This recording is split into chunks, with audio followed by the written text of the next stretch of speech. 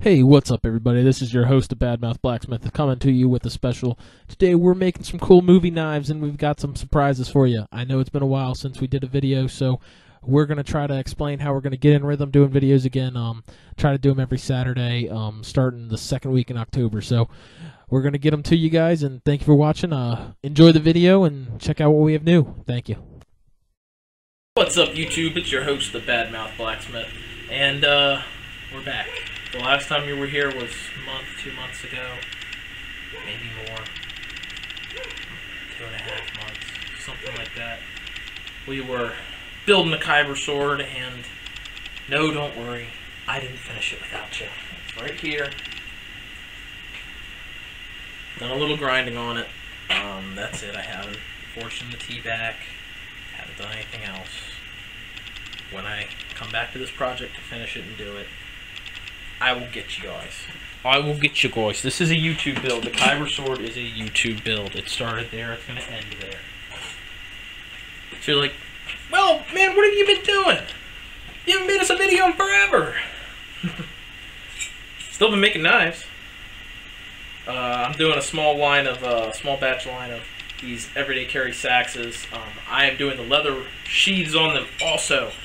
Seed of Life leather work. Hashtag not really. It's still Seed of Life Forge, but I do leather work now. I've been learning that for the past few weeks. About a month maybe now. 2 weeks to a month, somewhere in there. I made 2 or 3 sheaths. Then I made this. It's supposed to be a Bowie Tonto hybrid fighter, about the same length, same size. Was getting there, almost at the Tonto point, was going to start defining everything, and the barong came out of it, and I looked at it and I was like, I usually don't ever let steel tell me what to do, but I love barongs, and that shape just came out of there, and I was like, oh, that's awesome. And it had the perfect handle for it and all, so that's what came out of this. But we're not working on any of these tonight. I figured I would work with you all tonight. You're probably wondering, why haven't you been on YouTube? Well, I've been coming out here during the weekdays. I've been kind of busy otherwise.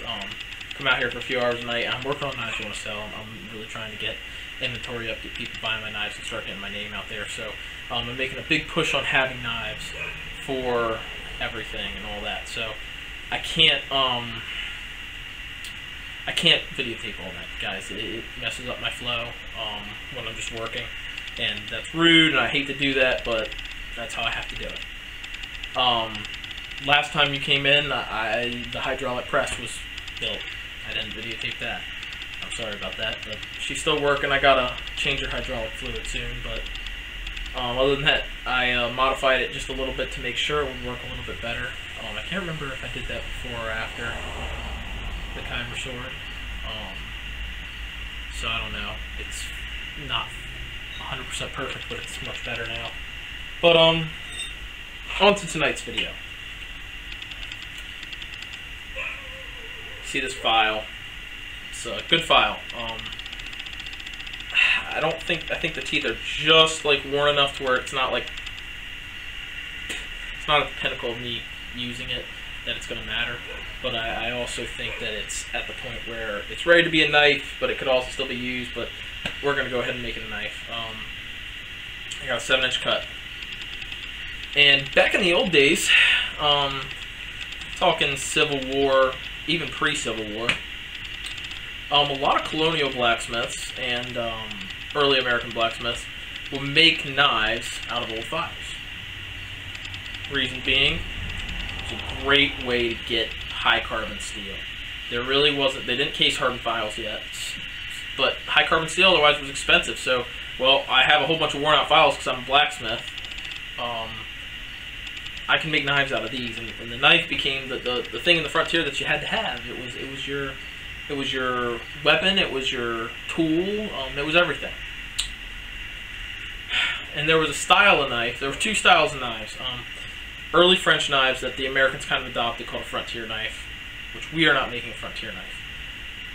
We're making a later version of it that comes to colonial America called the scalper knife in modern day terms. I don't really know what else to call it, but they called it the scalper knife.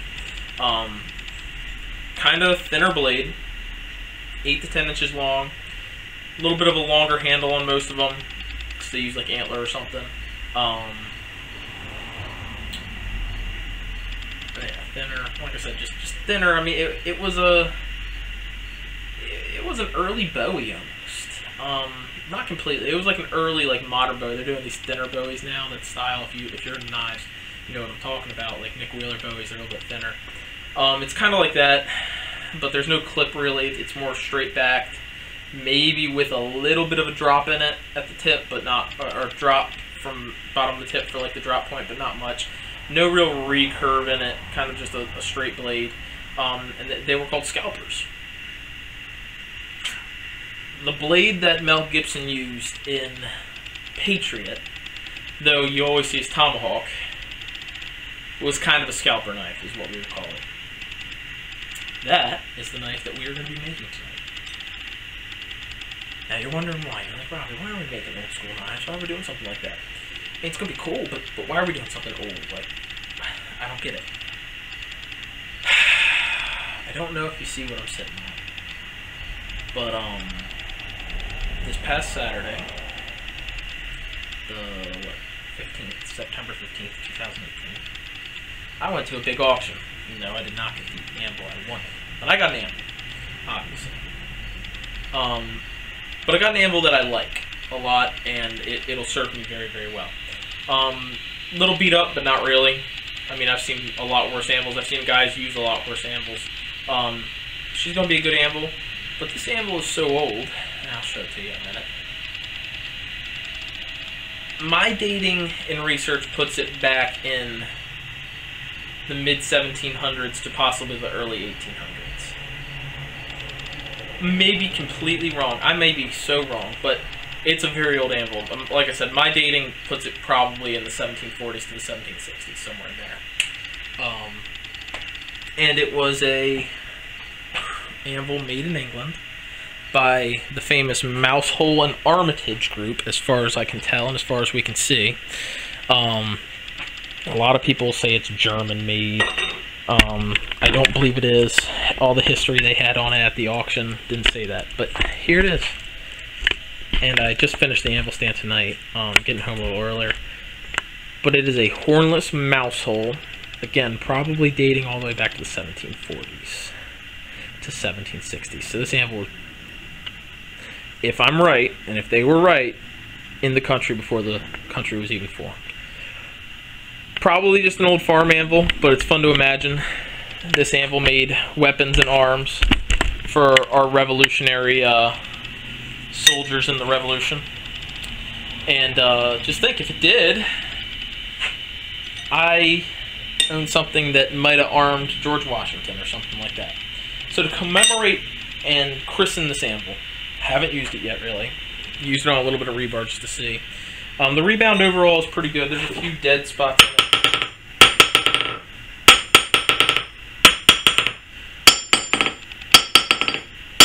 The edges definitely ring a little bit better in it.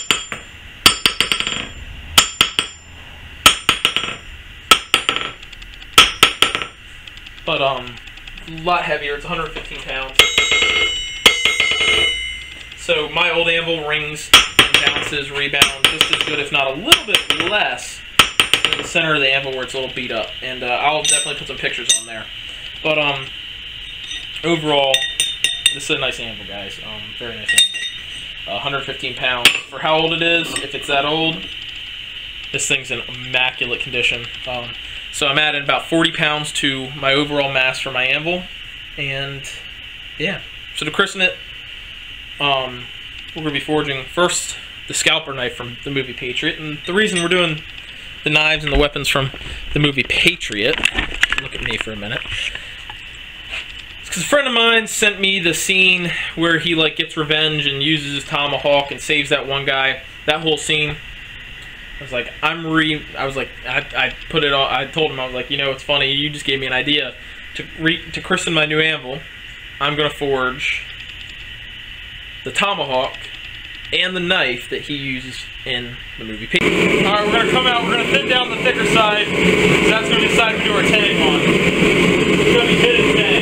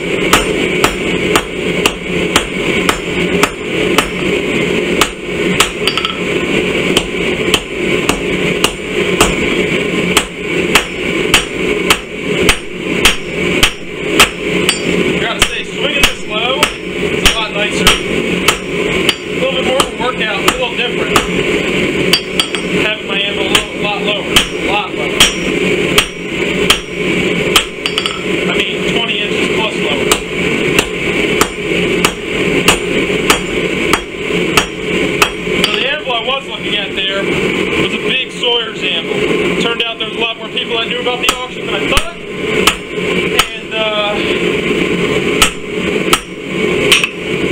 And somebody else ended up getting that.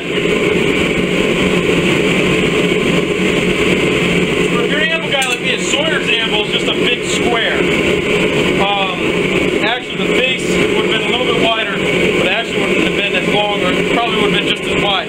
Fairly tall. They weren't really meant for hot work, but they had very, very hard faces. They chipped kind of easy on the edges. They're really sought after by knife makers. What's really nice about a Sawyer's anvil or an anvil like this, I can now come to this side and work on this side. I can come back here, work here. I can come here, work here. I don't have a horn that interferes. I'm a knife maker. I don't need a horn as much.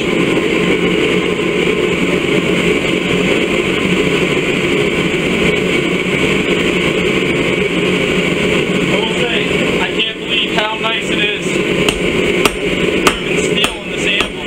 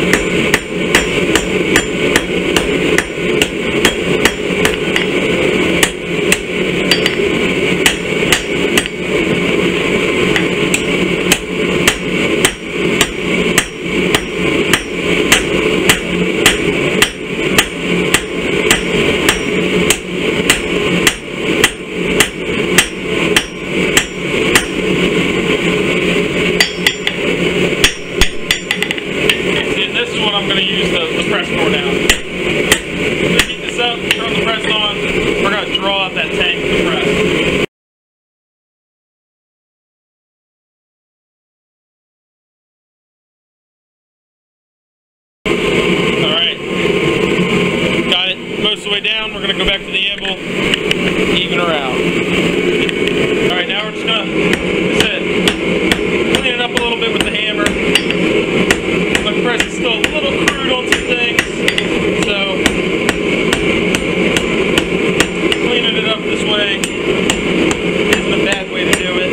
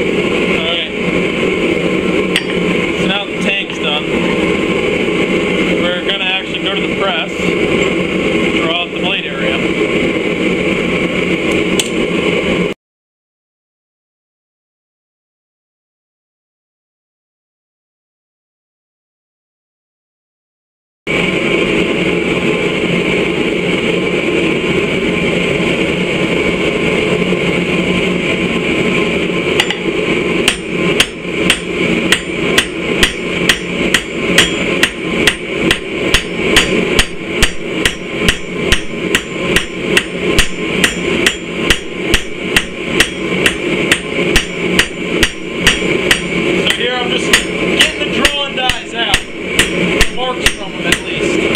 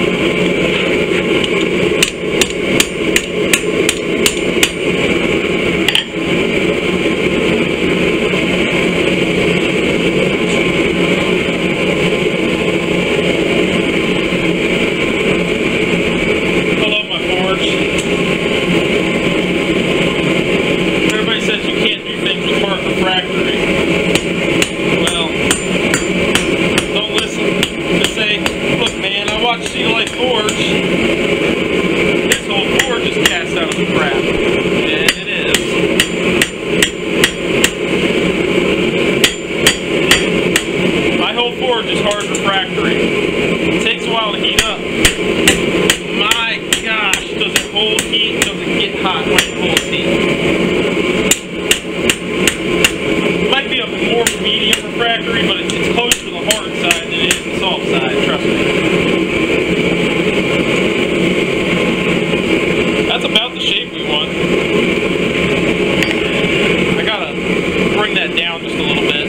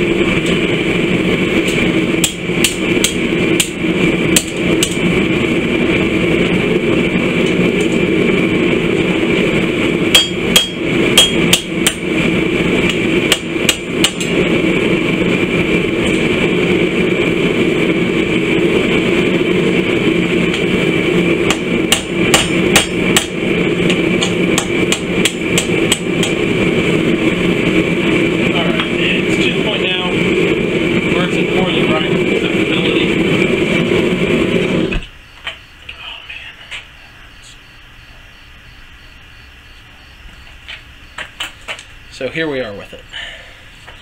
So next episode, we'll grind the back completely flat. We'll just get the profile completely shaped up and finished. Alright, and then we will grind bevels and whatnot. And get that twist out of there.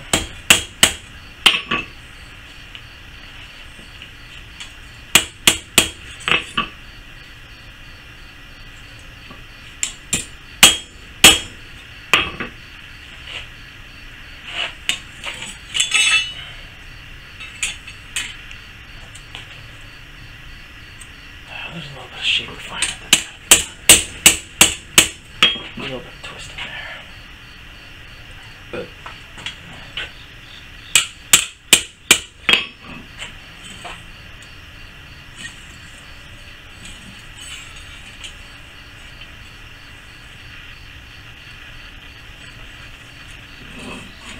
so yeah, here we are. Next time we'll refine the shape a little bit more and grind the shape, refine it, get it to its kind of final shape on the grinder, probably the disc grinder, and then we'll hit it on the belt grinder, get some bevels put on there. That thing's got to be like super flat ground, just how I'm gonna go for it. But yeah, thank you for watching. This is your host, the Badmouth Blacksmith, Robbie signing off. Hey everybody, thanks for sticking around. I hope you enjoyed forging this knife and learned a little bit about cool anvils and all that. Stick around. We're going to have a second video coming out soon, getting just the final touches forged on this knife and then getting it ground and heat treated. So stick around, everybody. We're going to have a lot of fun, a lot of cool stuff coming up. Thank you for watching. Have a good day. This is your host, the Badmouth Blacksmith, Robbie signing off.